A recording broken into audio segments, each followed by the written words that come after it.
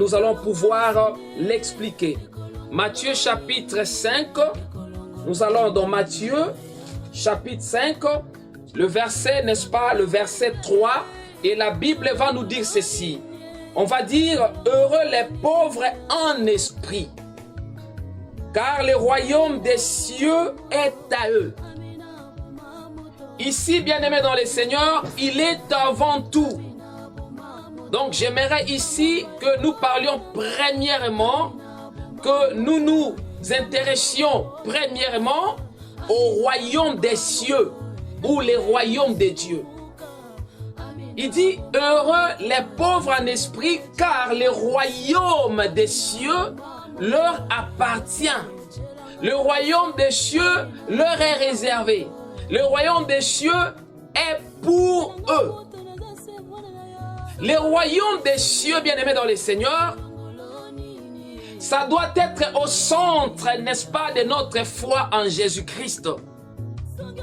C'est-à-dire que la possession, l'héritage du royaume de Dieu doit être pour tout celui qui donne sa vie à Jésus, tout celui qui se dit croyant, tout celui qui se dit chrétien, tout celui qui a cru, n'est-ce pas, à cet évangile, tout celui qui a donné sa vie à Jésus.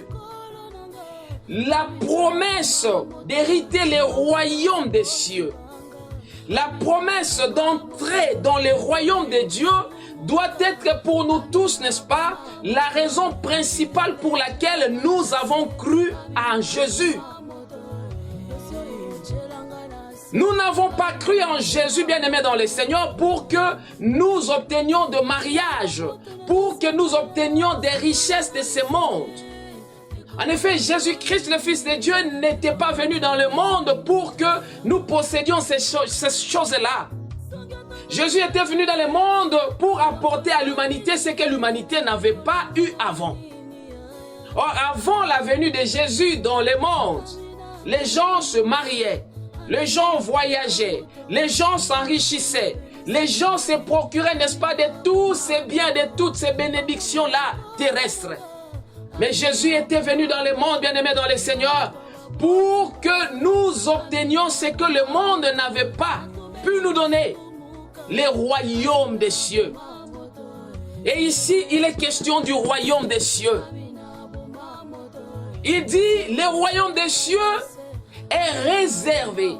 Le royaume des cieux, c'est pour les pauvres en esprit. Pourquoi vous priez? Pourquoi avez-vous donné votre vie à Jésus? Pourquoi avez-vous cru à l'évangile? La Bible dit, cherchez premièrement les royaumes des cieux et tout le reste des choses vous sera, n'est-ce pas, donné par-dessus. Et combien même vous priez, lorsque vous priez, le Seigneur dit, dites que ton royaume vienne. Donc Dieu veut voir dans nos cœurs, bien-aimés dans le Seigneur, ces besoins du royaume, ces besoins d'entrer, ces besoins de posséder, ces besoins d'hériter son royaume. Car si Dieu avait sacrifié son Fils Jésus, son Fils unique, son Fils bien-aimé, celui en qui il a fait habiter toute, n'est-ce pas, tout son amour, toute son affection. Mais Dieu nous l'avait donné. Dieu nous l'avait sacrifié à la croix pour que nous héritions le royaume de Dieu. Et ici, dans ces passages de Matthieu chapitre 5, verset 3, nous rappelons que le Saint-Esprit veut, n'est-ce pas, nous apporter la lumière sur ce qui est dit dans ces passages de Matthieu chapitre 5, verset 3, où le Seigneur dit, le royaume des cieux est pour ceux qui sont pauvres en esprit. Heureux les pauvres en esprit, car le royaume des cieux est à eux. Alléluia. Donc si nous prenons ce verset, bien-aimé dans le Seigneur, nous pouvons dire que pour entrer, pour posséder, pour hériter le royaume des cieux, il faudrait que vous remplissiez un critère. Il faudrait que vous remplissiez une seule condition. D'après ces passages de Matthieu chapitre 5, verset 3, les critères en question, la condition que vous devriez remplir pour que vous entriez dans le royaume des cieux. Il faudrait que vous soyez un pauvre spirituellement. Vous allez, n'est-ce pas, remarquer que dans les Écritures, dans la Bible, et puisque le royaume des cieux est au centre, n'est-ce pas, de l'évangile, le Seigneur en a à plusieurs reprises parlé. Il a beaucoup parlé sur la possession, sur l'héritage du royaume, n'est-ce pas, de Dieu. Quand on parle du royaume de Dieu, c'est qu'on parle aussi de la vie éternelle. Celui qui a possédé, n'est-ce pas, le royaume de Dieu, celui qui l'a hérité, il a également hérité la vie éternelle. En effet, la vie éternelle, c'est cette vie-là qui n'aura pas de fin.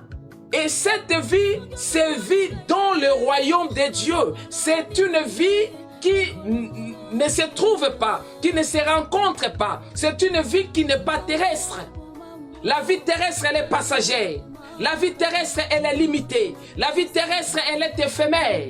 Mais la vie éternelle, c'est cette vie-là qui se vit. C'est cette vie qui se trouve là-bas, dans le royaume de Dieu. Donc, qui dit royaume de Dieu, dit aussi vie éternelle. En effet, vous allez remarquer que dans la Bible, celui qui s'est présenté comme la vie éternelle, il s'est aussi présenté comme le royaume des cieux. Je parle de Jésus-Christ, notre Seigneur. Il dit, je suis le chemin, la vérité et la vie éternelle. Donc c'est lui la vie éternelle. Et donc c'est lui le royaume des cieux. Rappelez-vous, un jour les pharisiens lui ont demandé de pouvoir leur dire quand serait venu le royaume de Dieu. Le Seigneur Jésus leur avait rappelé ceci. Il leur avait dit, le royaume de Dieu ne viendra pas de manière à attirer l'attention des gens. Il ne viendra pas de manière à attirer les regards des hommes. On ne dira pas qu'il est ici ou qu'il est là. Mais le royaume des cieux ou de Dieu, sachez-le qu'il est déjà au milieu de vous.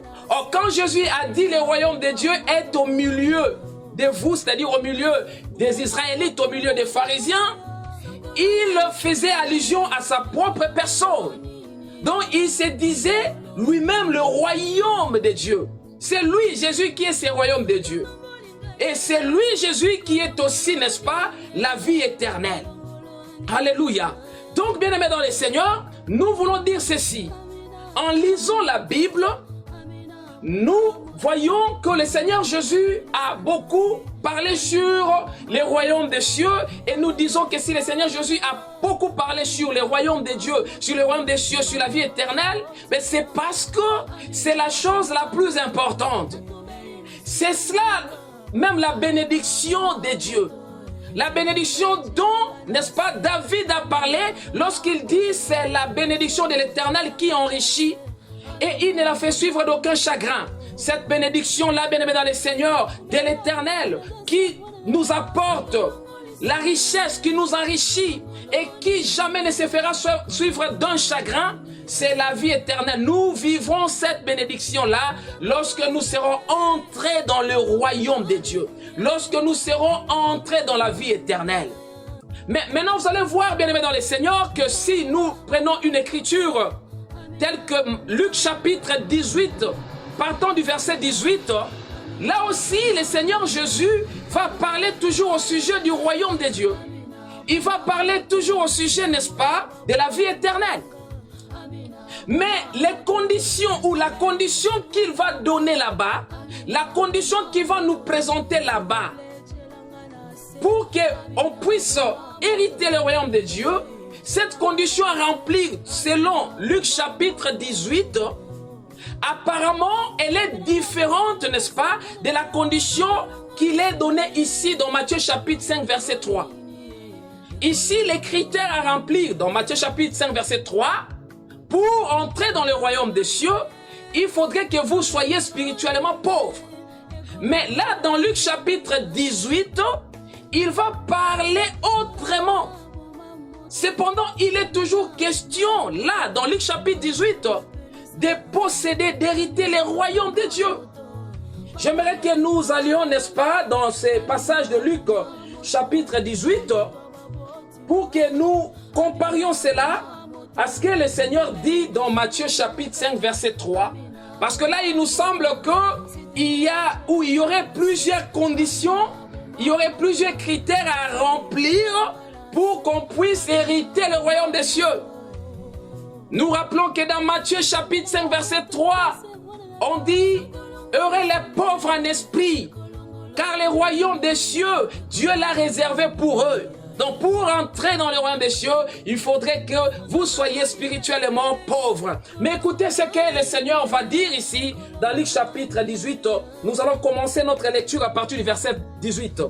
Il va dire, un chef interrogea Jésus et dit, « Bon maître, que dois-je faire pour hériter la vie éternelle ?» Je vous salue tous dans le nom de Jésus.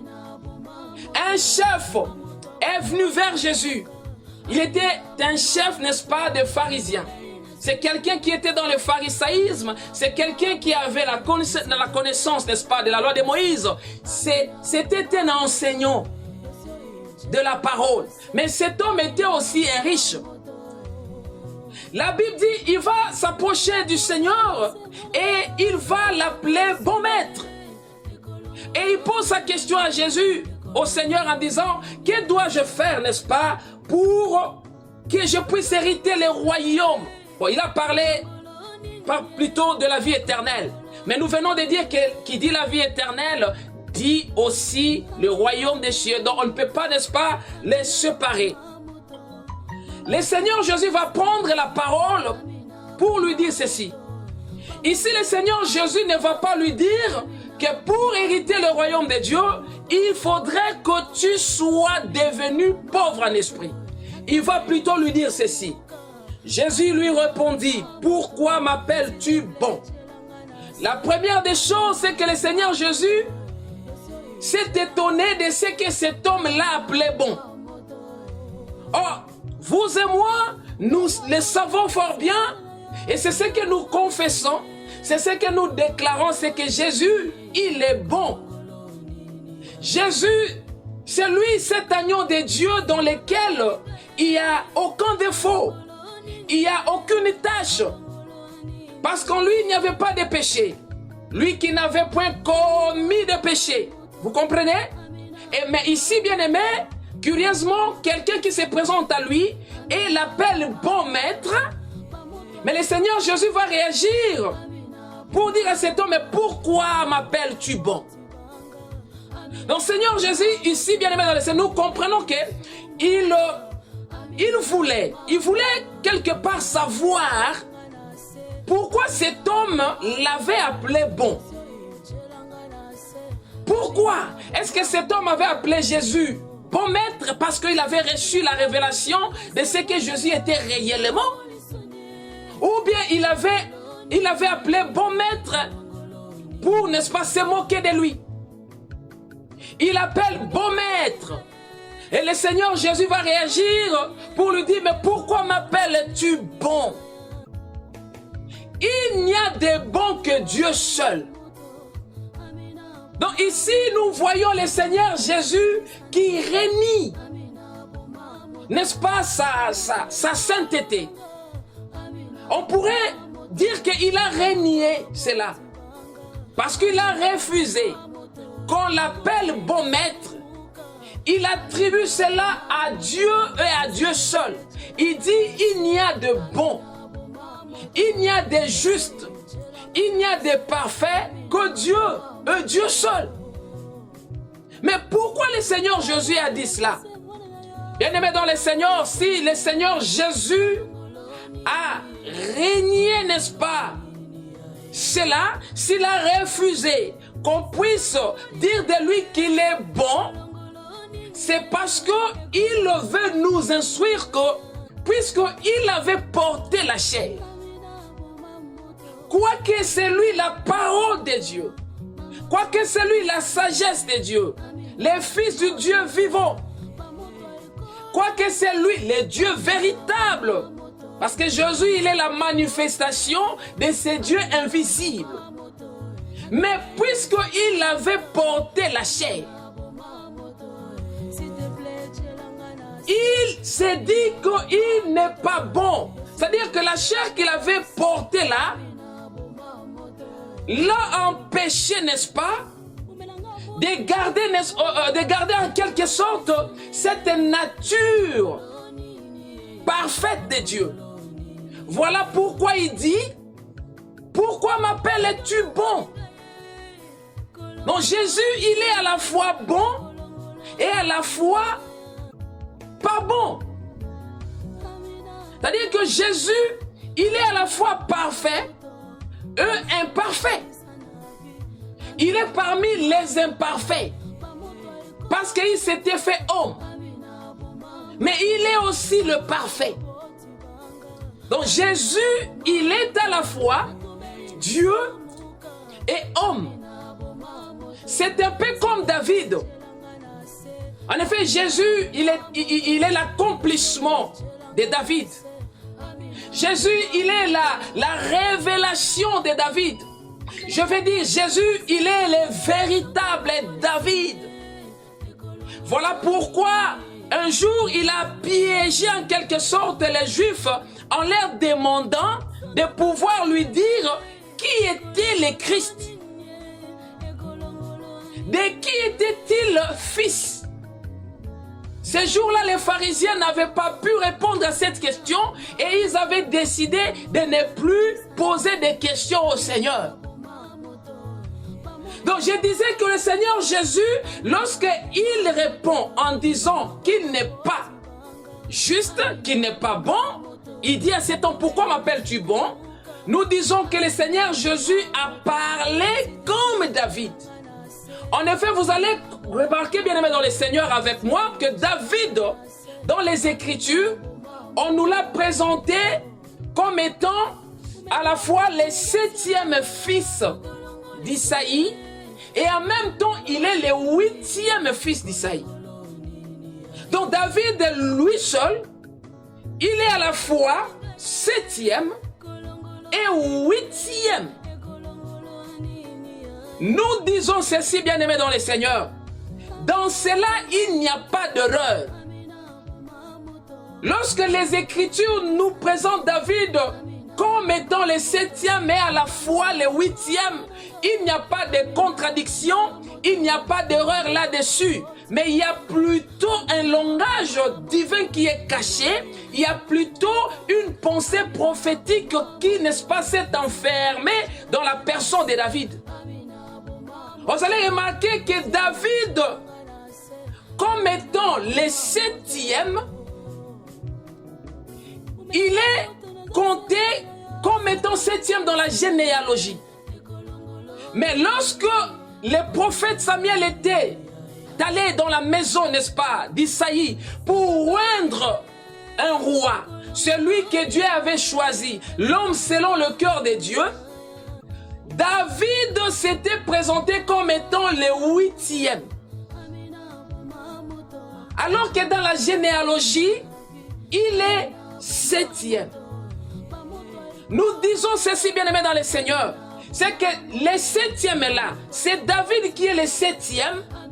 Il fait aussi partie de ces 7 fils d'Isaïe qui n'ont pas été choisis, qui n'ont pas été agréés par l'Éternel. Parce que, en fait, lorsque Samuel a voulu oindre ces 7 fils d'Isaïe, l'Écriture va nous dire que Dieu n'avait pas choisi un seul parmi ces 7 fils d'Isaïe. Isaïe fit passer tous ces 7 fils. C'est ce que dit l'Écriture. Isaïe fit passer, n'est-ce pas, ces 7 fils partant de son premier fils jusqu'au 7e. Et la Bible dit que l'Éternel n'avait choisi aucun de ces 7 fils d'Isaïe. Cependant, dans la généalogie, David, il est présenté. Il nous est présenté comme étant le 7e. Nous disons que David était aussi parmi ces 7-là qu'on n'avait pas compté. Voilà ce que nous voulons dire, frère. il était parmi ces 7-là. Mais nous voyons encore ce même David venir comme étant le 8e. Donc c'est David qui vient comme étant le 8e. Il est un peu différent de David qui n'est pas compté parmi les 7. Cela explique le mystère de Jésus. C'est Jésus qui, on l'a lu bien aimé, c'est Jésus qui réunit sa nature de perfection. Parce qu'il a dit à cet homme, pourquoi m'appelles-tu bon? Je ne suis pas un bon, je ne suis pas un juste, je ne suis pas un parfait. C'est ce qu'il a voulu instruire à cet homme-là. Il a attribué, n'est-ce pas, cette caractéristique à Dieu seul. Et nous disons que c'est Jésus qui dit qu'il n'est pas bon.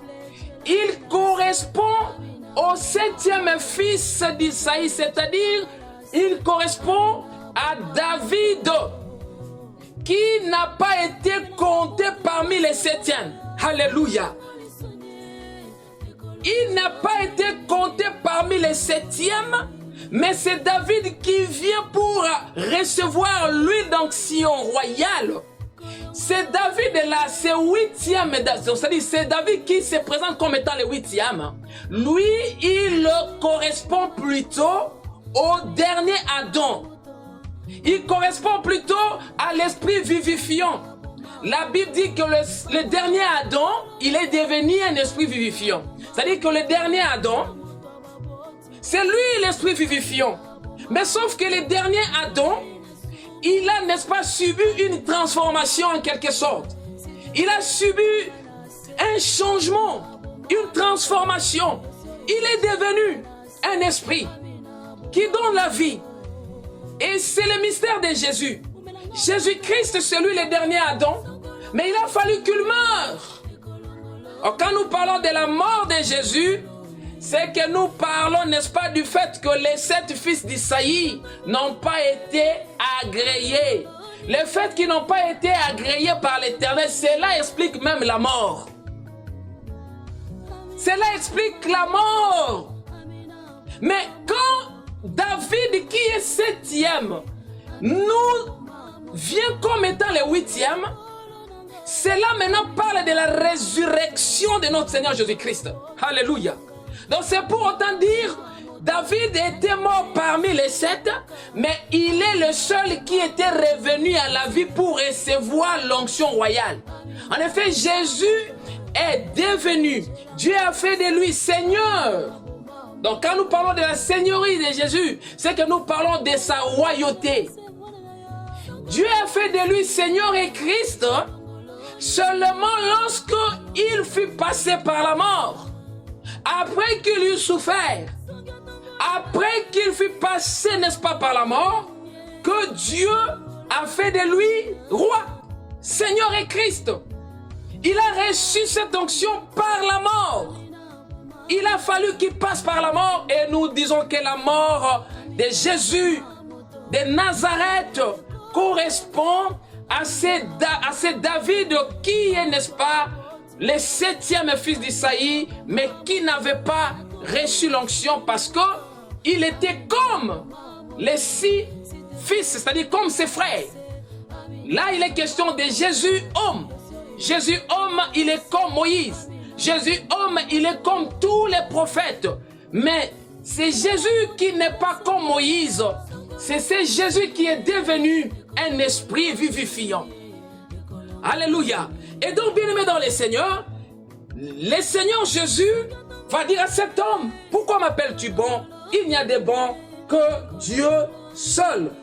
Nous continuons la lecture. Et le Seigneur Jésus va dire ceci. Tu connais les commandements. Tu ne commettras point d'adultère. Tu ne tueras point. Tu ne déroberas point. Tu ne diras point de faux témoignages. Honore ton père et ta mère. J'ai, dit-il, observé toutes ces choses de ma jeunesse. Jésus, ayant entendu cela, lui dit, il te manque encore une chose. Vends tout ce que tu as. Distribue-le aux pauvres et tu auras un trésor dans les cieux. Puis viens et suis-moi. Donc ici, bien-aimés dans le Seigneur, nous avons évoqué cette écriture, bien-aimés. Nous avions évoqué cette écriture pour essayer, n'est-ce pas, de nous faire remarquer cette sorte de contradiction ou de différence entre ce qui est dit dans Matthieu chapitre 5 verset 3 et ce qui est dit ici dans Luc chapitre 18. En effet, dans Matthieu chapitre 5, le Seigneur Jésus nous instruit que pour hériter le royaume des cieux, il faudrait que vous soyez spirituellement pauvres. Mais ici, dans Luc, il va nous dire une autre chose. Il va, n'est-ce pas, nous parler plutôt d'autre chose. Il va dire ceci à cet homme. Pour qu'il puisse hériter les royaumes, c'est-à-dire pour qu'il puisse obtenir la vie éternelle, nous rappelons que la vie éternelle est liée au royaume des cieux. Il faudrait que cet homme, n'est-ce pas, vende, alléluia, il faudrait qu'il vende tout ce qu'il possède et qu'il donne cela aux pauvres. Donc ici, on pourrait se dire ceci.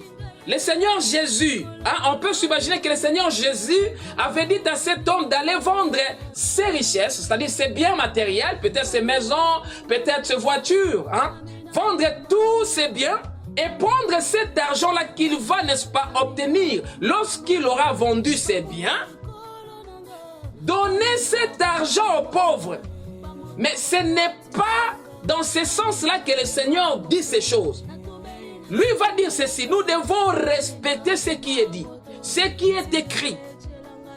Il dit ceci, va, vends ce que tu as et distribue cela aux pauvres.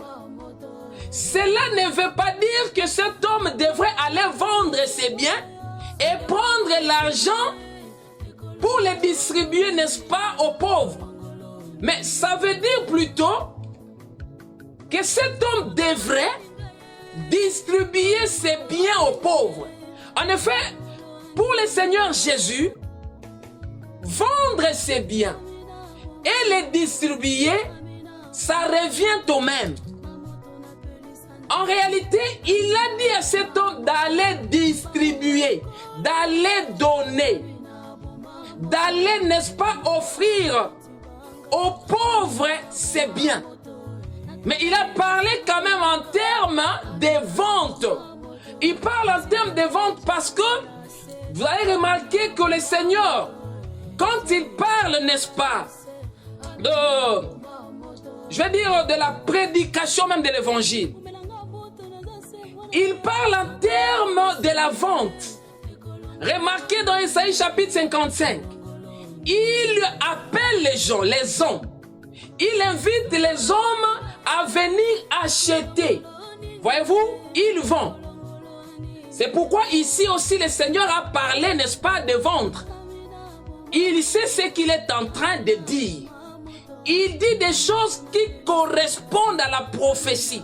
Il ne va pas s'écarter à ce que le prophète avait dit. Dans Isaïe, Dieu est en train de vendre. Il dit, venez acheter. Venez acheter de moi. Il va parler, n'est-ce pas, du lait, il va parler du vin, il va parler de l'huile et tout. Mais il va dire ceci, venez acheter sans argent. Voyez-vous? Or, quand vous achetez, c'est-à-dire quand vous procurez quelque chose sans rien payer, cela explique que vous avez obtenu cette chose-là gratuitement. Voyez-vous? Vous l'avez obtenu gratuitement. Donc, il est question de la gratuité, mais puisque Dieu ne donne pas gratuitement les choses. Même les saluts de Dieu. Les saluts de Dieu, c'est quelque chose qui n'est pas gratuit. Pour que nous ayons les saluts, il y a eu un prix qui a été payé. Il y a eu un prix qui a été donné à Dieu. Et c'est Dieu lui-même qui s'était donné ce prix-là. Il s'était payé ce prix-là pour que nous ayons, n'est-ce pas, les saluts. Mais pour que nous possédions même ces saluts-là, il y a une condition. La condition, la Bible elle dit, c'est ce que nous sommes en train, n'est-ce pas, d'exploiter ici. La condition, c'est que il faudrait que vous soyez un pauvre spirituellement. Ça, c'est selon Matthieu chapitre 5, verset 3. Mais selon Luc chapitre 18, il faudrait que vous vendiez ce que vous avez. Or, quand vous avez quelque chose, quand vous avez des biens, cela indique que vous êtes riche. Donc ici, dans Luc chapitre 18, il est question de quelqu'un, il est question de ceux-là qui sont entre guillemets riches. Nous allons comprendre pourquoi nous les avons mis entre guillemets, ceux-là qui sont riches. Il dit, va, vends tout ce que tu as, donne-les, distribue-le aux pauvres. Donc cet homme, nous disons ceci, il ne devrait pas aller vendre ses biens et l'argent qu'il aurait gagné, qu'il aurait obtenu dans la vente ou de la vente de ses biens, il devrait donner cela, n'est-ce pas, aux pauvres? Non, mais la pensée qui est là, c'est de distribuer, c'est de donner directement aux pauvres les biens qu'il avait. Alléluia.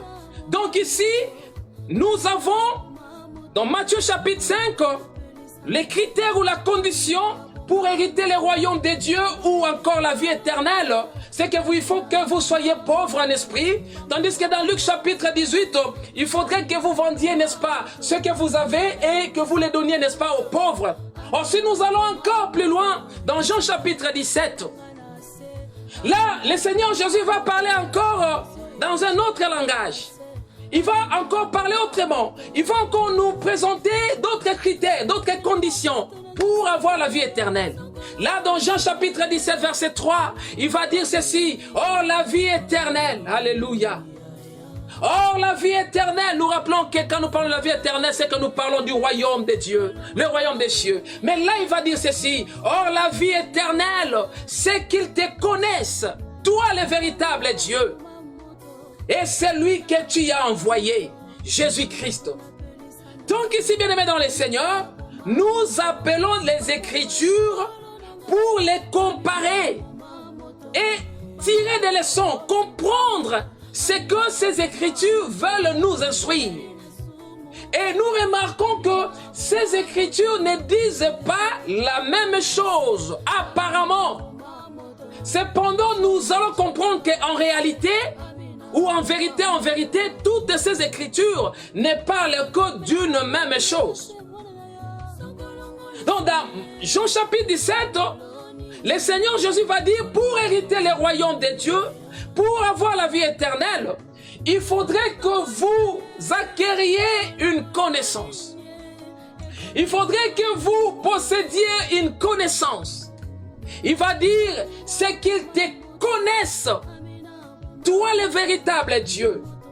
Il faut que vous ayez la connaissance du véritable Dieu. Mais qui est donc le véritable Dieu?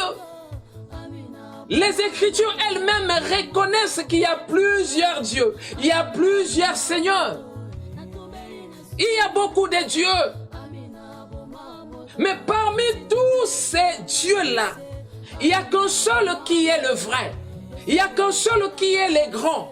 Il n'y a qu'un seul qui est le bon. Maintenant, celui-là, il faudrait que vous le connaissiez et vous connaissiez aussi celui qui l'a envoyé pour que vous soyez, n'est-ce pas, vous ayez le royaume des cieux comme héritage, pour que vous ayez la vie éternelle. Connaître le véritable Dieu et celui qui l'a envoyé. Oh, ce véritable Dieu, le Dieu d'Abraham, d'Isaac et de Jacob, le Créateur, il avait envoyé beaucoup de serviteurs. Moïse est un envoyé de Dieu. Tous les prophètes sont des envoyés de Dieu. Mais là, il est question de ne pas connaître tous ces envoyés-là de Dieu, mais de connaître un seul envoyé de Dieu. Alléluia. Connaître Moïse, connaître Abraham, connaître tous ces prophètes d'autrefois, c'est une bonne chose, bien-aimés dans le Seigneur. Mais ce qui vaut plus que ça, la meilleure des choses, c'est de connaître celui, j'aime ça, celui qui l'a envoyé. C'est-à-dire connaître ce seul serviteur-là, ce seul envoyé de Dieu. Et on dit, c'est le seul envoyé de Dieu qu'il faut connaître pour avoir la vie éternelle. C'est Jésus, le Christ. C'est-à-dire qu'il faut avoir la révélation. En fait, la connaissance dont il est question là, ce n'est pas une connaissance qu'on peut acquérir par les études quelconques, non. C'est une connaissance qu'on ne peut pas acquérir parce qu'on a fait des recherches. C'est plutôt une connaissance qui peut vous être donnée. C'est une connaissance qui peut vous être envoyée. C'est une connaissance qui se donne par la voie de la révélation. C'est cette connaissance que Pierre avait eue. Pierre a dit, tu es le Christ. Pour moi, tu es le Christ, le Fils du Dieu vivant. Pour moi, tu n'es pas ce que tout Israël dit de toi. Mais pour moi, tu es le Fils de Dieu, le Christ, le Messie, le Sauveur d'Israël. Mais le Seigneur Jésus remarqué, lorsqu'il a réagi à ce que Pierre avait dit, il lui avait rappelé que ce n'était pas le sang et, n'est-ce pas, la chair qui lui avait révélé cela. Mais c'était l'Esprit du Seigneur. C'est-à-dire, pour connaître qui est le Fils, c'est-à-dire l'envoyé de Dieu, cela ne peut se faire que par la voie de révélation. Alléluia. Donc, dans Jean chapitre 17, oui, verset 3, pour avoir la vie éternelle, c'est-à-dire pour hériter le royaume des cieux, il faudrait que vous connaissiez, il faudrait que vous ayez cette connaissance. La connaissance de la vérité. La vérité, c'est quoi? La connaissance de la vérité, c'est que qui est le véritable Dieu? Le véritable Dieu, il s'est révélé au travers de son Fils Jésus. La Bible va nous dire ceci dans 1 Jean chapitre 5, verset 19. C'est que nous savons que le monde entier est sous la puissance du malin. Mais au verset 20, on va dire, nous savons aussi que le Fils de Dieu, Jésus-Christ, était venu dans le monde et qui nous avait apporté une intelligence. Et cette intelligence nous a aidés. Cette intelligence nous a permis de connaître qui est le véritable Dieu. Et nous sommes dans le véritable Dieu en son Fils Jésus-Christ. Alléluia.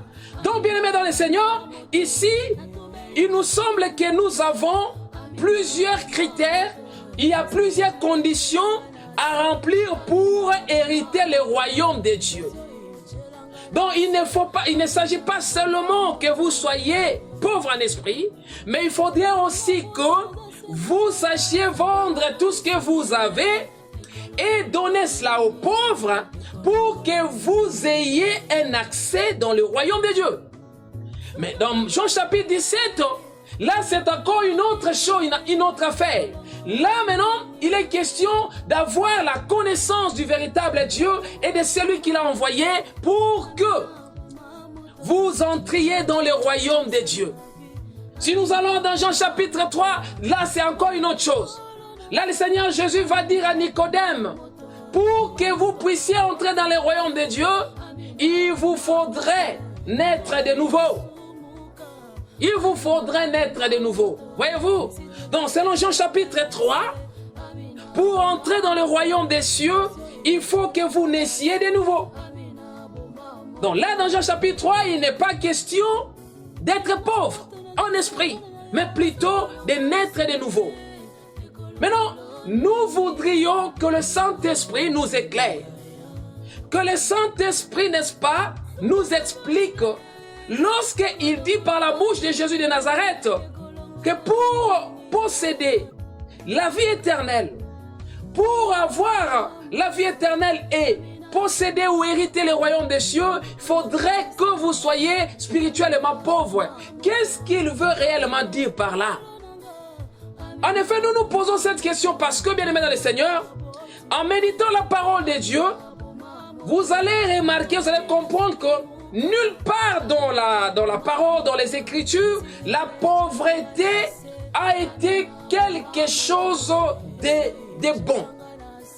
La pauvreté n'a jamais été quelque chose, n'est-ce pas, d'agréable. La pauvreté n'a jamais été quelque chose de louable. La pauvreté, c'est une mauvaise chose. Et même Dieu lui-même, Dieu n'est pas pauvre. Dieu n'est pas pauvre, bien-aimé.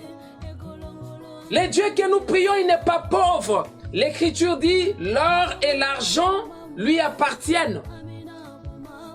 L'or et l'argent lui appartiennent. Donc il est un Dieu riche. Et encore dans Apocalypse chapitre 3 verset 17, là encore, Dieu va se présenter comme un riche. Il ne s'est jamais présenté comme un pauvre. En effet, un pauvre, c'est qui? Un pauvre, c'est quelqu'un qui est dépourvu de tout. Quelqu'un qui n'a pas de ressources. Quelqu'un qui est sans force, sans pouvoir, sans autorité. Donc Dieu n'a jamais été un pauvre. Lui, il s'est toujours présenté comme quelqu'un qui suffit à lui-même. Et j'avais cité Apocalypse 17, Apocalypse chapitre 3, verset 17. Là encore, nous allons voir Dieu se présenter comme un riche. J'aimerais que nous lisions cela, bien-aimés dans le Seigneur. Car nous ne voulons pas paraître comme des témoins, comme des menteurs, des faux témoins. Voilà, les faux témoins disent des mensonges. Mais le témoin fidèle est celui qui dit des choses, n'est-ce pas, telles qu'elles sont. Il va dire ceci, Apocalypse 3, verset 7. Écrit à l'ange, verset 17, pardon. On va dire, parce que tu dis, je suis riche. Ici, c'est Dieu qui s'adresse à l'église. Et donc, Dieu s'adresse à l'homme. Il dit, parce que tu dis que tu es riche. Toi, tu dis que tu es riche. Mais écoutez, tu dis, je me suis enrichi et je n'ai besoin de rien. Et parce que tu ne sais pas que tu es malheureux, Dieu rappelle à l'homme, il rappelle à l'église, à cette église, qu'elle est malheureuse. Quand on parle de l'église bien-aimée, nous devons nous voir dans cela. Nous devons nous identifier dans cela. Il est question de l'homme ici. Il s'agit d'un homme qui se dit, il s'agit d'un homme qui se croit être riche. Mais Dieu le rappelle qu'il n'est pas riche. Il dit, parce que tu dis que tu es riche, tu dis que tu t'es enrichi et tu n'as besoin de rien. Écoutez, Dieu lui dit ceci. Et parce que tu ne sais pas que tu es malheureux, voilà. Tu ne sais pas que tu es malheureux. Nous avons cité cette écriture parce que nous venons, n'est-ce pas, de dire que la pauvreté n'a jamais été dans les écritures. La pauvreté ne nous a jamais été présentée comme quelque chose de bon. Mais curieusement, dans Matthieu chapitre 5, verset 3, il nous semble que le Seigneur Jésus nous inciterait, n'est-ce pas, à désirer d'être pauvres en esprit pour que nous puissions hériter le royaume de Dieu. Cependant, le Saint-Esprit voudrait nous expliquer, il voudrait nous apporter la lumière sur cette écriture-là. Qu'est-ce que le Seigneur Jésus voudrait réellement dire dans cette déclaration? Car c'est la seule écriture où la pauvreté nous semble être quelque chose de bon, quelque chose de bien, quelque chose d'agréable.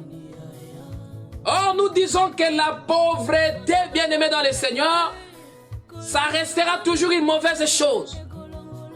Une chose qu'il faut repousser, qu'il faut refuser. Et ici, dans l'Apocalypse, Dieu dit, dans les passages qu'on avait lus, il dit parce que tu es malheureux, misérable, tu es pauvre, tu es aveugle et nu. Au verset 18, il va dire ceci. Je te conseille d'acheter de moi de l'or éprouvé par le feu. Mais comment quelqu'un qui est déjà pauvre, tu l'appelles pour qu'il vienne acheter? Mais lui, il est pauvre, c'est-à-dire il est dépourvu de tout, c'est-à-dire de tout. Il n'a pas de ressources, il n'a pas de moyens. Mais comment il va acheter? Alléluia. Donc c'est pourquoi nous disons qu'il est important de saisir les parler de Dieu. Il qualifie déjà, il rappelle déjà à cet homme qu'il est pauvre, mais il l'invite encore à venir acheter de lui. Or, pour acheter, il faut que vous ayez des moyens. Voilà pourquoi nous avions dit que quand Dieu parle de vente ou d'acheter, on achète de Dieu. On achète à Dieu gratuitement. Mais pourquoi il ne parle pas, n'est-ce pas, des données? Pourquoi il parle en termes de vente? Il parle en termes de vente, bien aimé dans le Seigneur, pour nous expliquer, pour nous rappeler que la gratuité, ça n'existe pas. Chez Dieu, la gratuité, ça n'existe pas. Il y a toujours un prix qui doit être payé. Mais ce prix-là, ce n'est pas l'homme qui le paye en premier. C'est Dieu lui-même qui se paye, n'est-ce pas, ce prix. Ici, il est question de venir acheter. Il dit, venez acheter. Je te conseille de venir acheter, n'est-ce pas, de moi, de l'or éprouvé par le feu. Or, l'or, ça symbolise la richesse. Vous comprenez? Maintenant, cet or-là qui symbolise la richesse, ça ne se trouve que chez Dieu. Car il est la question de l'or qui n'est pas physique. Mais cet or-là, c'est la foi. La foi vient de Dieu. C'est Dieu qui donne, c'est Dieu qui produit en nous la foi. La Bible va nous dire dans Jude chapitre 1er, verset 3, c'est que la foi, en réalité, elle a été transmise aux saints. Voilà pourquoi, lorsque nous expliquons cette écriture de Paul qui dit la foi vient de ce qu'on entend, et ce qu'on entend vient de la parole de Christ, nous pourrons aussi, bien aimés dans le Seigneur, dire qu'en réalité, la foi ne vient pas de ce qu'on entend. La foi ne vient pas. Non, la foi ne vient pas. La foi se donne. En vérité, nous naissons avec la foi en nous. Alléluia. Oh, les élus naissent avec la foi. Car la foi, en réalité, c'est une sémence. Mais cette foi-là, comme étant une sémence, elle a plutôt besoin, n'est-ce pas, de croître. Et pour que la foi puisse croître, ben c'est comme une sémence, c'est comme toute sémence. Pour que la sémence puisse, n'est-ce pas, croître, il faudrait que là où on l'avait sémé, qu'on puisse, n'est-ce pas, l'arroser, qu'on puisse envoyer de l'eau, qu'on puisse, n'est-ce pas, arroser ces champs-là. Car un champ qui ne reçoit pas de l'eau, ces champs-là vont se dessécher. La Bible dit, c'est Dieu qui parle. Je fais pleuvoir sur un champ. Mais cet autre champ, où je n'ai pas envoyé ma pluie, s'est desséché. Donc je disais que quand nous entrons dans le monde, les élus de Dieu viennent déjà avec la foi qui est une semence en eux. Maintenant, quand on écoute la parole maintenant, la parole étant l'eau par excellence, la parole étant l'eau de la pluie par excellence, fait maintenant croître, ça fait sortir, ça fait germer cette sémence de la foi qui était déjà en nous. Voilà pourquoi, bien-aimés, qu'est-ce que nous remarquons sur le terrain? Sur le terrain, nous remarquons ceci. Il y a la parole de Dieu qui se prêche. Je parle du monde. Il y a l'évangile qui se prêche, n'est-ce pas? Mais si la foi venait réellement de ce qu'on entend la parole du Christ, oh, mais tout le monde croirait à la parole. Tout le monde croirait à la parole.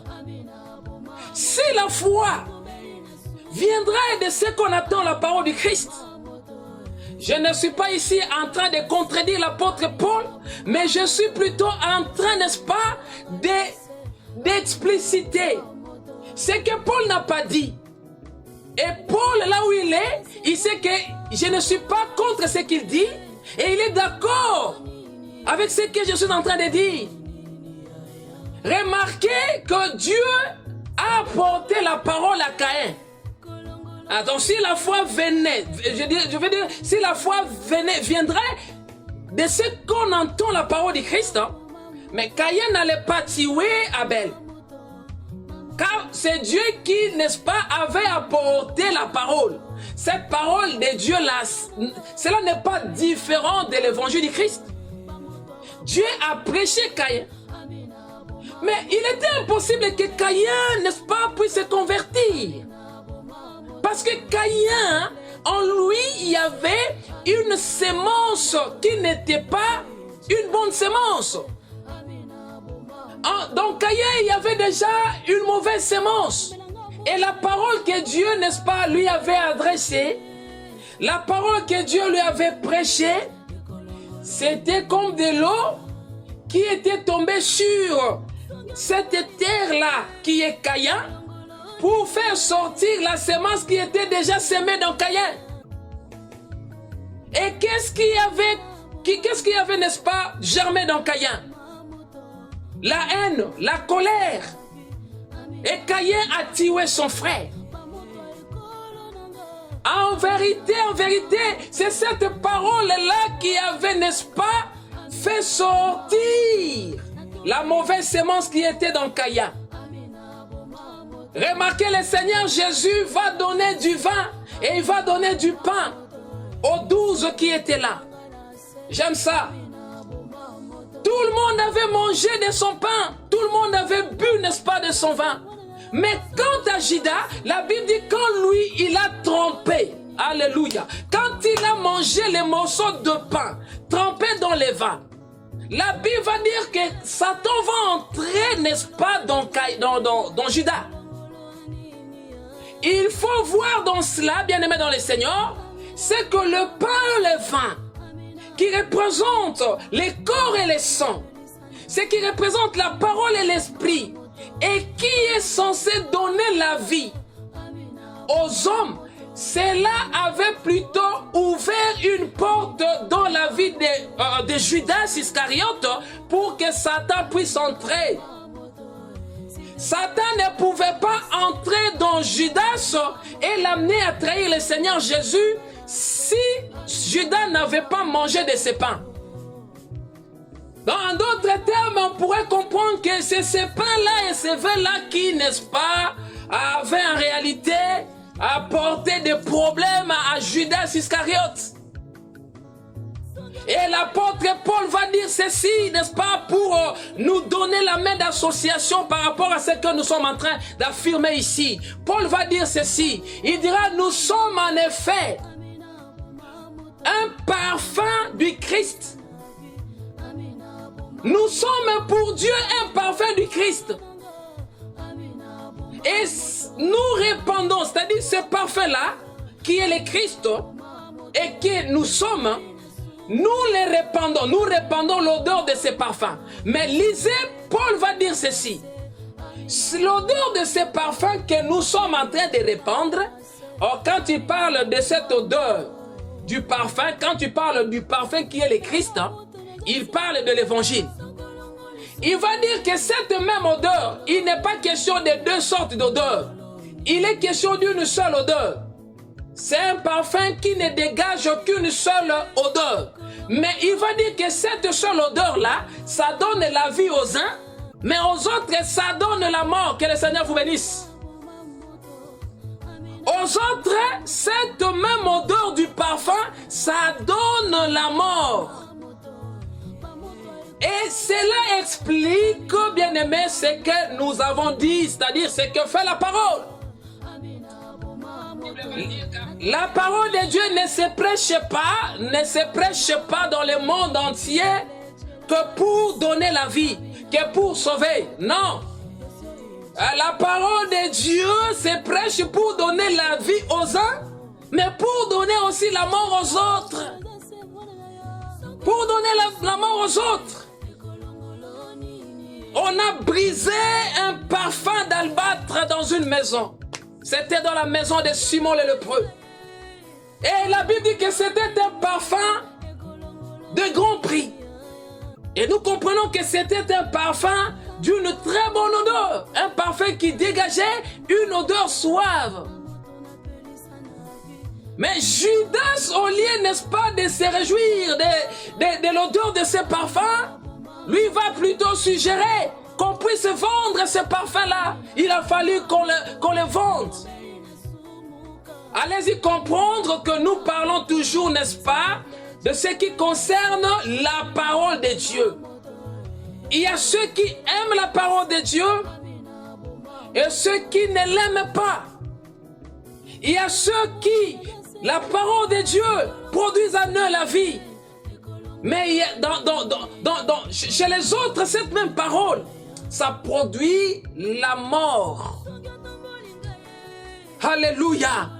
Donc, bien-aimés, on a compris à la lumière d'Apocalypse chapitre 3, verset 17, c'est que la pauvreté, c'est une mauvaise chose. La pauvreté, c'est une mauvaise chose. Mais maintenant, quand le Seigneur Jésus dit, « Heureux les pauvres en esprit, car le royaume des cieux est à eux. » Est-ce qu'à cela, le Seigneur Jésus veut réellement nous dire que nous devrions nous contenter d'être spirituellement pauvres? Nous disons non. La pensée du Seigneur dans cette déclaration n'est pas seule là. Sa pensée ne va pas dans ce sens-là. Il n'est pas là en train de louer la pauvreté spirituelle. Car nous venons de dire que la pauvreté, peu importe sa nature, peu importe son aspect, reste une mauvaise chose. En effet, pour que nous comprenions très bien ce que la pauvreté spirituelle, il faudrait que nous saisissions d'abord c'est quoi la richesse spirituelle. Car s'il y a la pauvreté spirituelle d'un côté, c'est que de l'autre côté, il y a la richesse spirituelle. Alléluia. La richesse spirituelle, c'est la richesse de Dieu. C'est la richesse que Dieu a. La richesse spirituelle, n'est-ce pas, consiste à avoir Dieu dans sa vie. Voilà. Celui qui a Dieu dans sa vie, c'est celui-là qui est riche. Car Dieu, c'est la richesse. La pauvreté, c'est le manque de la vie de Dieu. La pauvreté spirituelle, bien sûr, c'est la privation de la vie de Dieu. Lorsqu'on est privé de la vie de Dieu, lorsqu'on a perdu la nature divine, on est devenu spirituellement pauvre. On est devenu spirituellement pauvre. L'homme s'appauvrit lorsqu'il n'a plus Dieu dans sa vie. Oh, peu importe des milliers de dollars, des milliers d'euros, peu importe toutes les richesses qu'un homme pourrait avoir. Bien-aimé, s'il n'a pas Dieu dans sa vie, il est spirituellement pauvre. C'est un misérable, c'est un malheureux, c'est un pauvre. Car si nous allons encore plus loin, en ce qui concerne la pauvreté, nous allons même comprendre que la pauvreté, en fait, c'est la mort. Un pauvre, c'est un cadavre. Un pauvre, c'est un mort. Alléluia. Être pauvre spirituellement, comme nous venons de le dire, bien-aimés dans le Seigneur, c'est ne pas avoir Dieu dans sa vie. C'est perdre la vie de Dieu, perdre la nature divine. Rappelez-vous de la parabole de cet homme qui était descendu de Jérusalem pour se rendre à Jéricho. Cet homme, lorsqu'il était sorti de Jérusalem, il était sorti avec des richesses. Il était sorti avec des biens. Mais la Bible dit qu'il fut tombé entre les mains des brigands qui, n'est-ce pas, les frappèrent, qui les tabassèrent et les laissèrent à demi-mort. Mais à part le fait qu'ils avaient, n'est-ce pas, tapé cet homme et le laissé comme ça à demi-mort, la Bible nous dit qu'ils l'avaient aussi dépillé. Ils avaient pris tout ce que cet homme avait. Cela explique que cet homme s'était appauvri. Or, la sortie de cet homme de Jérusalem pour se rendre à Jéricho, ça explique aussi le voyage que nous avons fait, ou le voyage que nous sommes en train de faire, sortant de l'éternité pour se rendre à l'éternité.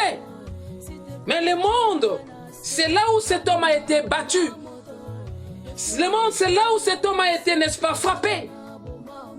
Il a été dépouillé. Cet homme-là, c'est aussi Adam. Adam a été frappé par les péchés. Et les péchés avaient fait que Adam s'était appauvri. Adam était devenu pauvre. Lui qui était riche, il était devenu pauvre.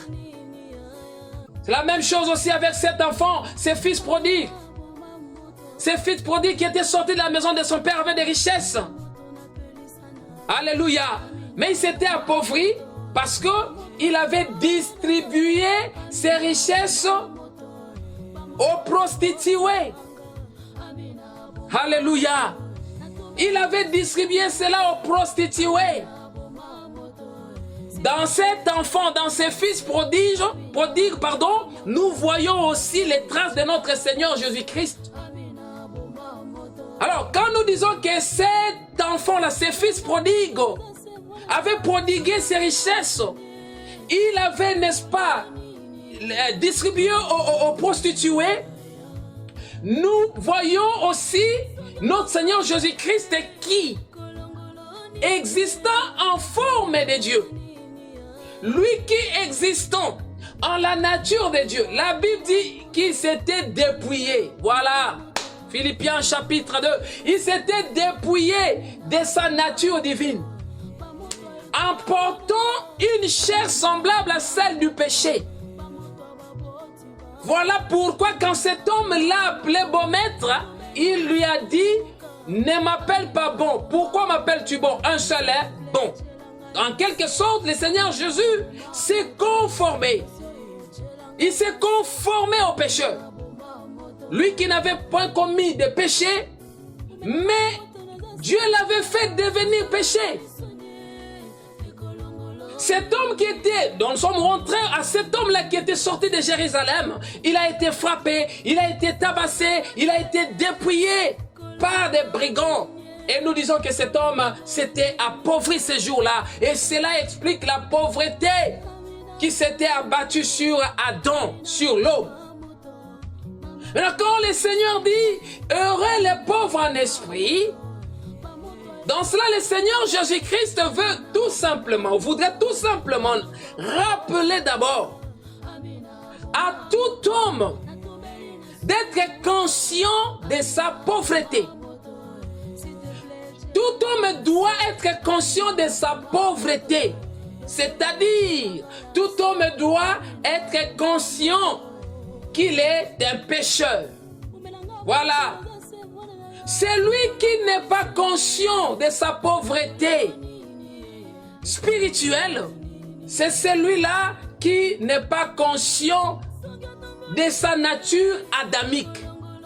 C'est un orgueilleux. Et c'est ce que les Juifs affichaient comme attitude devant le Seigneur Jésus. Les Juifs se croyaient être justes.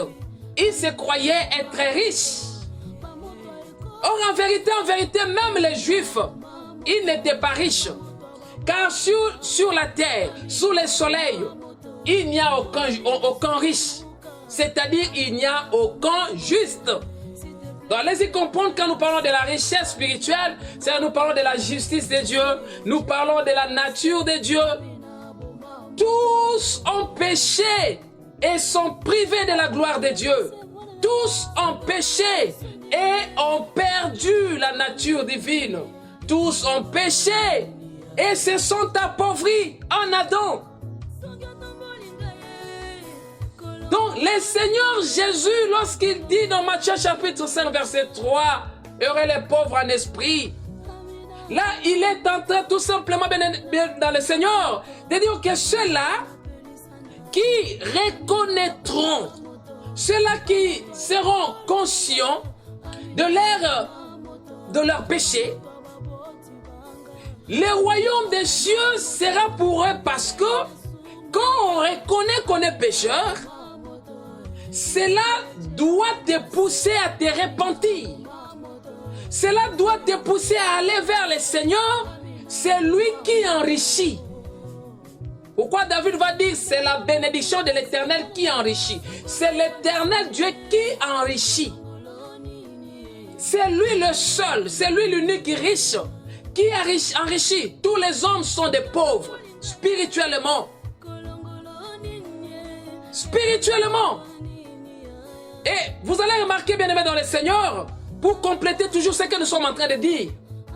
Remarquez, quand Jésus est venu dans le monde, au milieu des Juifs, un jour, il s'agit du jour où il avait guéri cet aveugle de naissance.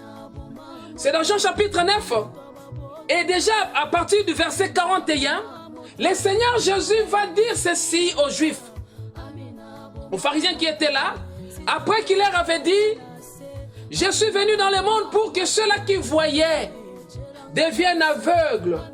Et ceux qui étaient aveugles recouvrent la vie.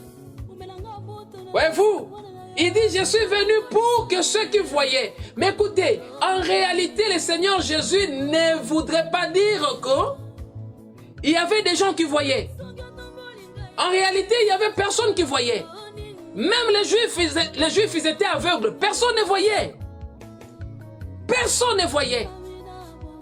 Car Jésus était venu dans le monde pour recouvrir les yeux des aveugles. Et nous disons qu'en réalité, tous les hommes étaient aveugles. Même les Juifs, ce n'est pas parce qu'ils avaient la loi qu'ils voyaient. Non, ils ne voyaient pas. Car la loi ne montre pas le chemin. La loi n'est pas la lumière. Voyez-vous, c'est les Juifs qui croyaient. Ce sont eux qui croyaient qu'ils voyaient. Et le Seigneur Jésus va confirmer ce que je dis. J'aimerais que nous allions là-bas, n'est-ce pas? Jean chapitre 9. Vous allez remarquer comment est-ce que le Seigneur Jésus va se jouer des Juifs, des pharisiens. Il va leur dire ceci. Nous sommes dans Jean chapitre 9, verset 41. Le Seigneur dira, bon, j'aimerais que nous commencions, n'est-ce pas, au verset 40. Quelques pharisiens qui étaient avec lui, ayant entendu ces paroles, lui dirent, nous aussi sommes-nous aveugles? Pourquoi ils ont posé cette question? Ben, c'est parce que au verset 39, le Seigneur Jésus leur avait dit, je suis venu dans ce monde pour un jugement, pour que ceux qui voient ne voient point, et que ceux qui ne voient point, pour que ceux qui ne voient point, n'est-ce pas, voient, et que ceux qui voient deviennent aveugles. Eux, ils avaient déjà compris que le Seigneur Jésus parlait d'eux. Parce que eux, ils se croyaient être voyants, c'est-à-dire des voyants. Ils croyaient que eux, ils voyaient. Mais nous disons que ici nous rentrons, n'est-ce pas, dans la pensée du Seigneur. Nous disons que le Seigneur Jésus savait que même ces pharisiens ne voyaient pas. Voyez-vous? Et au verset 40, il va dire, ce sont les Juifs qui vont, n'est-ce pas, réagir pour dire, quelques pharisiens qui étaient avec lui, ayant entendu ces paroles, lui dire, oh, nous aussi sommes-nous aveugles? Le Seigneur Jésus va dire ceci. Si vous étiez aveugle, alléluia, voyez-vous, voilà pourquoi j'ai dit que le Seigneur s'est joué d'eux. Déjà au verset 39, lui-même a dit qu'il était venu pour que ceux qui voyaient deviennent aveugles. Mais quand au verset 40, eux, ils vont réagir pour dire au Seigneur, si eux aussi ils étaient aveugles, au verset 41, le Seigneur Jésus va dire ceci. Non, non, non. Il va leur dire, non, non, non. Si vous étiez aveugles, vous n'auriez pas de péché. Or, en disant cela, le Seigneur Jésus-Christ ne veut pas dire que ces gens-là n'étaient pas aveugles. Ils savaient qu'ils étaient aveugles. Mais il dit cela parce qu'eux-mêmes se croyaient être des voyants. Voilà pourquoi le Seigneur Jésus va rentrer dans leur jeu. Il va leur dire, non, non, non. Si vous étiez aveugles, donc c'est pour leur dire que non, non, non, vous n'êtes pas des aveugles. Vous voyez, vous êtes des voyants. Il va leur dire, si vous étiez aveugles, vous n'auriez pas de péché. Mais maintenant, puisque vous dites que vous voyez, voilà, c'est pourquoi votre péché subsiste. Donc, pour que votre péché soit pardonné, il faudrait que vous disiez, nous ne voyons pas. Donc, il faudrait que vous reconnaissiez que vous êtes aveugle. Or, dans les parler de Dieu, qui dit aveugle, ça veut dire un pécheur, tout simplement. L'aveuglement spirituel, c'est le péché. Cet homme-là qui était né aveugle, explique, c'est-à-dire sa vie illustre tout simplement le péché originel. c'est-à-dire l'imperfection originelle de l'homme. Nous parlons de la création, c'est-à-dire nous voyons dans cela la création, la formation d'Adam. Adam a été créé, il a été formé dans l'imperfection. Il n'était pas parfait. Il n'était pas parfait. Adam n'était pas parfait car le monde déjà au départ n'était pas parfait. Au commencement, Dieu créait les cieux et la terre, mais la terre était comment? La Bible dit que la terre était informe, la terre était vide. Et il y avait, n'est-ce pas, de l'obscurité sur toute la surface de l'abîme. Cela correspond parfaitement à cet homme qui était né comme ça, dans l'aveuglement. La naissance de cet homme explique la création du monde. La création du monde, c'est la naissance d'un homme. Et puisque le monde était né aveugle, l'aveuglement du monde, c'est-à-dire l'aveuglement dans lequel le monde était né, s'explique par l'aveuglement de cet homme de Jean chapitre 9. Voilà ce que nous sommes en train de vouloir expliquer ici, bien-aimés dans le Seigneur. Mais ici, notre problème, en fait, notre question, réside sur ce que le Seigneur Jésus dit à l'égard, n'est-ce pas, de ces pharisiens. Il a dit, si vous étiez aveugle, vous n'auriez pas de péché. Mais maintenant, vos péchés subsistent. Pourquoi? Mais c'est parce que vous dites que vous êtes des voyants. Vous voyez. Vous comprenez? Mais il faudrait tout simplement remplacer les voir et les ne pas voir ici par le péché et la justice. Ou encore par la pauvreté et la richesse. Donc il faudrait que l'homme reconnaisse qu'il est un aveugle. Il ne faudrait pas que l'homme dise qu'il voit. Celui qui dit qu'il voit, ses péchés vont subsister. C'est-à-dire Dieu ne va pas le pardonner. Parce que dire que je vois devant Dieu correspond à dire que je suis riche. Or, dans l'Apocalypse, on avait lu, le Seigneur dit, c'est-à-dire c'est Dieu qui parle, il dit, c'est parce que tu dis que tu es riche, mais tu ignores que tu es un malheureux. Tu ignores que tu es nu, tu n'as pas de vêtements sur toi. Nous voyons Adam. Adam se croyait riche, alléluia, lorsqu'on l'avait créé. Il se croyait riche. Adam se croyait qu'il était complet, voilà, il était parfait. Mais en lui, il y avait quelque chose qui manquait. Remarquez bien, Adam était nu. Adam était nu. Mais il ne savait pas qu'il était nu.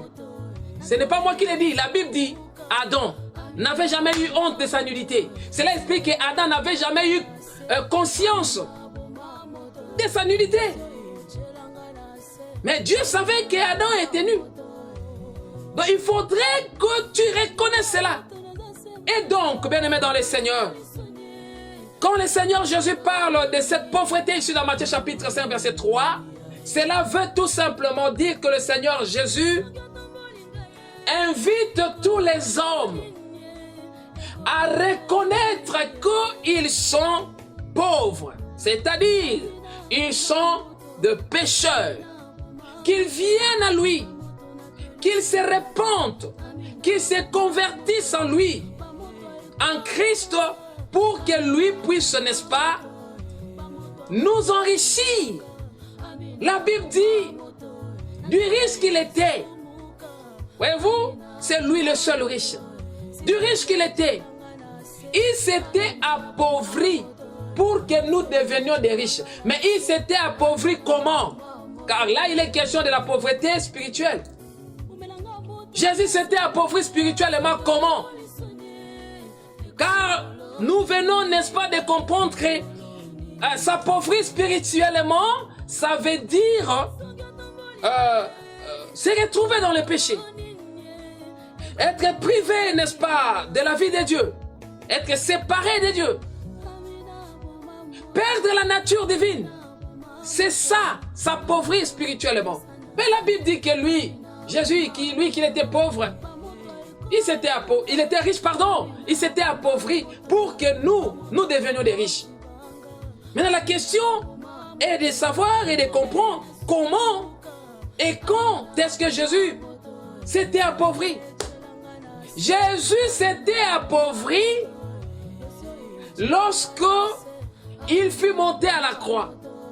Mais avant même de monter à la croix, Jésus s'était déjà appauvri depuis les jours où la parole s'était faite chair. Voilà. À partir du moment où la parole avait porté, n'est-ce pas, un corps physique, c'est à partir de ce moment-là que la pauvreté, n'est-ce pas, de Jésus avait commencé. C'est à partir de ce moment-là que Jésus s'était appauvri. Parce qu'il s'était conformé à une chair semblable à celle du péché. Et à la croix, c'était l'accomplissement. À la croix, il avait maintenant porté ce péché-là. Il avait porté pour, n'est-ce pas, le confirmer ou l'accomplir. Mais nous disons qu'à partir du moment où il avait seulement accepté de porter ses corps, Jésus avait déjà perdu, n'est-ce pas, sa perfection de la divinité. La Bible dit, lui qui était égal à Dieu, il s'était rabaissé. Donc quand il s'est rabaissé, il s'est humilié en portant la chair, car l'humilité là, c'est le fait de porter le corps. Donc il n'avait plus gardé, n'est-ce pas, cette dimension-là. Il n'avait plus gardé, n'est-ce pas, cette nature de Dieu, car Dieu est esprit. Mais Jésus était venu dans la chair. Voilà pourquoi, bien-aimés dans le Seigneur, jusqu'aujourd'hui, c'est difficile, c'est impossible pour beaucoup de gens, pour beaucoup de Juifs, d'admettre que Jésus de Nazareth serait le Dieu qui a créé, n'est-ce pas, le Dieu créateur. C'est impossible. Mais c'est parce qu'eux, ils savent que Dieu, il est invisible, Dieu est esprit. Mais Jésus avait un corps. Jésus avait un corps. Donc, nous comprenons que là, il est question, n'est-ce pas, de l'humilité. Lorsqu'on reconnaît qu'on est pécheur, la Bible dit, si nous confessons nos péchés, il est juste et fidèle pour nous les pardonner. Dieu ne pardonne le péché de l'homme que si ce dernier les confesse. Dieu veut que nous confessions cela. C'est-à-dire, Dieu veut que nous reconnaissions que nous avions péché, que nous avions bronché. Quelque part, on reconnaît, on confesse, la Bible dit, il est juste et fidèle pour nous les pardonner. Rappelez-vous, il connaissait les noms, il connaissait très bien les noms de Jacob. Il les connaissait fort bien. Car lorsque Jacob et son frère étaient encore dans les ventres de leur maman, c'est alors que Dieu avait déjà, n'est-ce pas, choisi. Il avait déjà élu Jacob. La Bible dit, j'ai aimé Jacob, j'ai haï Ésaü. Alors que les enfants étaient encore dans les ventres de leur mère. Il connaissait les noms de Jacob. Mais pour bénir Jacob, pour lui donner un nom nouveau, il va lui demander, dis-moi comment tu t'appelles. Alléluia. Dieu qui connaissait les noms de Jacob, mais il a voulu que Jacob lui-même ouvre sa bouche et lui dire comment il s'appelait. Alléluia. Et quand Jacob dit, je m'appelle Jacob, c'est alors qu'il va, n'est-ce pas, lui donner un nom nouveau.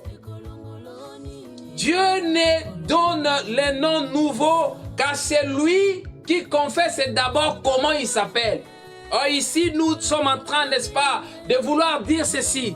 Confesser comment on s'appelle explique tout simplement le fait de confesser ses péchés. Car les noms là de Jacob, ça représente tout simplement l'imperfection. Jacob, ça veut dire celui qui s'approprie de ce qui n'est pas à lui. Les supplanteurs, les menteurs, les trompeurs. Or, tout cela, ça illustre tout simplement le péché. Mais Jacob, en disant que je m'appelle Jacob devant Dieu, cela veut dire que Jacob a confessé ce péché. C'est alors que Dieu va, n'est-ce pas, lui pardonner ses péchés en lui donnant un nom nouveau. Le nom nouveau que Dieu donne, cela, bien aimé dans le Seigneur, consiste d'abord au pardon du péché. Voilà. Et donc, cette pensée de Matthieu chapitre 5, verset 3, ça veut dire tout simplement, bien aimé dans le Seigneur, ça veut dire que là je suis, il y a la connexion qui n'est pas...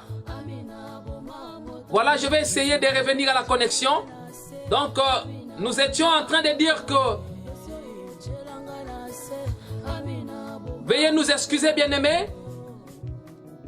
J'ai un souci au niveau de la connexion.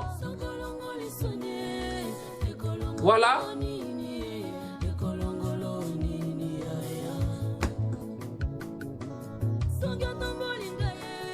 Veuillez nous excuser.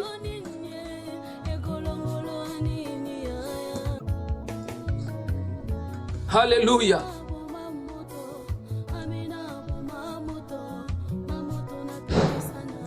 Voilà. Donc, nous disions ceci.